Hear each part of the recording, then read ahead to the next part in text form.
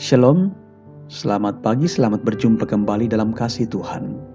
Mari berdoa untuk mendengarkan firman-Nya. Ya Tuhan, firman-Mu akan terus berbicara dalam segala situasi kehidupan kami dan akan terus menjadi kekuatan kepada kami. Karena itu Tuhan, tolonglah kami terus memiliki kerinduan yang mendalam untuk belajar dari firman-Mu. Kami dimampukan memahaminya, terlebih dikuatkan untuk melakukannya. Di dalam nama Tuhan Yesus kami berdoa. Amin. Yunus pasal 2 ayat 1-10. Berdoalah Yunus kepada Tuhan Allahnya dari dalam perut ikan itu, katanya. Dalam kesusahanku, aku berseru kepada Tuhan dan Ia menjawab aku.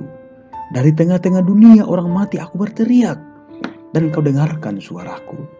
Telah Kau lemparkan aku ke tempat yang dalam, ke pusat lautan, lalu aku terangkum oleh arus air. Segala gelora dan gelombang-Mu melingkupi aku. Dan aku berkata, telah terusir aku dari hadapan mata-Mu. Mungkinkah aku memandang langit bait-Mu yang kudus? Segala air telah mengepung aku, mengancam nyawaku. Samudra raya merangkum aku, lumut lautan membelit kepalaku. Di dasar gunung-gunung aku tenggelam ke dasar bumi. Pintunya terpalang di belakangku untuk selama-lamanya. Ketika itulah Engkau naikkan nyawaku dari dalam liang kubur, ya Tuhan Allahku. Ketika jiwaku letih lesuh di dalam aku, teringatlah aku kepada Tuhan, dan sampailah doaku kepadamu. Ke dalam bait-Mu yang kudus, mereka yang berpegang teguh pada berhala kesia-siaan, mereka yang meninggalkan Dia, yang mengasihi mereka dengan setia. Tetapi aku, dengan ucapan syukur, akan kupersembahkan korban kepadamu. Apa yang kunasarkan akan kubayar. Keselamatan adalah dari Tuhan. Lalu berfirmanlah Tuhan kepada ikan itu, dan ikan itu memuntahkan Yunus ke darat. Demikian firman-Nya. Saudara-saudara, renungan pagi edisi 16 Juli 2020, di sana Dia ada.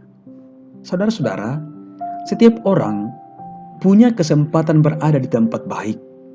Tetapi ingat, setiap orang punya peluang juga untuk berada di tempat yang tidak baik, bahkan berada di tempat yang tidak manusiawi. Orang yang pernah disisihkan tidak menutup kemungkinan dia akan lebih hebat dari orang yang pernah menyisihkannya. Dan memang saudara-saudara, keadaan di dunia ini tidak ada yang bisa memprediksinya secara tepat. Karena bencana alam misalnya, orang yang punya begitu banyak hal bisa berada di tempat pengungsian yang sangat menyesakkan dada. Karena penyakit bisa membuat orang hebat begitu tidak berdaya. Dan karena kesalahan bisa membuat para penguasa merintih di jeruji besi. Saudara-saudara, perut ikan bukan tempat yang tidak pernah dibayangkan oleh Yunus. Tempat yang bagi Yunus seperti sudah berada di liang kubur, atau dengan kata lain, tempat itu sangat menyiksanya. Bagi Yunus, disitulah ia berada selama 3 hari 3 malam. Bagaimana perasaannya? Arus air yang menggelora. Bagi orang Israel kuno, itu adalah simbol dari kebinasaan yang menakutkan. Di situ Yunus merasa begitu dekat dengan kematian. Terlempar ke tempat yang dalam dan kelam, dikepung dan dilingkupi oleh air samudera. Sesak, gelap di sana. Ia merasa jauh dari mana-mana, kecuali dekat dengan gerbang maut. Tersisa satu hal yang bisa ia lakukan, yaitu berdoa. Ayat 1 mengatakan, berdoalah Yunus kepada Tuhan Allahnya dari dalam perut ikan. Dan ketika jiwaku letih lesu dalam aku, teringatlah aku kepada Tuhan, dan sampailah doaku kepadamu ke dalam bait-Mu yang kudus. Ayat 7. Saudara-saudara, dan itulah yang akhirnya membuat Yunus sadar bahwa Tuhan tidak meninggalkannya sekalipun ia berada di ambang kematian. Saudara-saudara, Yunus mengalami bagaimana peran Allah dalam situasi yang paling menakutkan dalam kehidupannya. Sehingga di dalam pengalaman bersama dengan Tuhan, dia mengatakan, aku dengan ucapan syukur akan kupersembahkan korban kepadamu. Apa yang kunasarkan akan kubayar.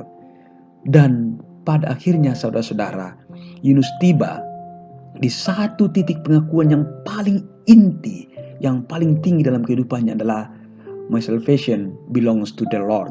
Keselamatanku adalah dari Tuhan. Ayat 9. Saudara-saudara, Allah yang kita sembah adalah Allah yang maha hadir.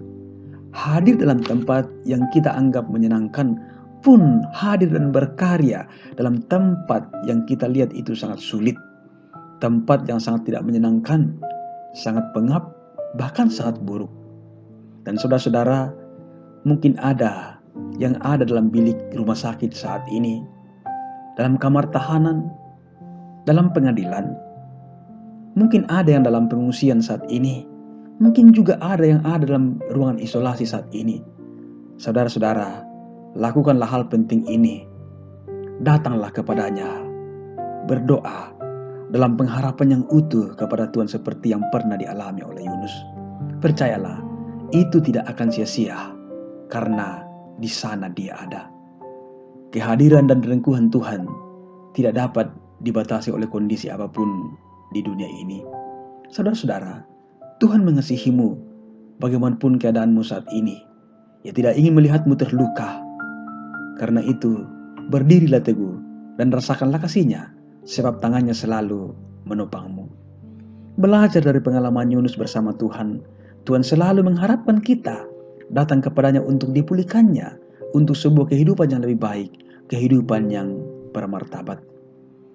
John Calvin mengatakan, mengetahui Allah sebagai Maha Kuasa dan sumber dari semua hal yang baik, yang mengundang kita untuk minta yang terbaik kepadanya, tetapi kita tetap tidak mau datang kepadanya dan memohon kepadanya. Ini sama seperti seorang yang malang, yang mengabaikan harta karun yang terkubur dan tersembunyi di tanah dan telah ditunjukkan kepadanya. Saudara-saudara, datanglah kepada Tuhan. Dia selalu ada untuk saudara dan saya. Amin. Mari kita berdoa. Ya Tuhan, terima kasih untuk firman kehidupan yang kami alami pada saat ini. Kami tahu Tuhan bahwa ketika kami dalam sukacita Engkau ada. Bahkan ketika kami dalam keadaan yang terpuruk sekalipun, kami tahu bahwa Engkau ada di sana. Dan Engkau mampu memulihkan kehidupan kami, mampu mengangkat kami dari keterpurukan kami. Oh Bapa di sorga, pegang tangan kami Tuhan, tuntun hidup kami, supaya kami semakin kuat menjalani hidup yang Tuhan percayakan kepada kami sekalian. Di dalam nama Tuhan Yesus kami berdoa. Amin.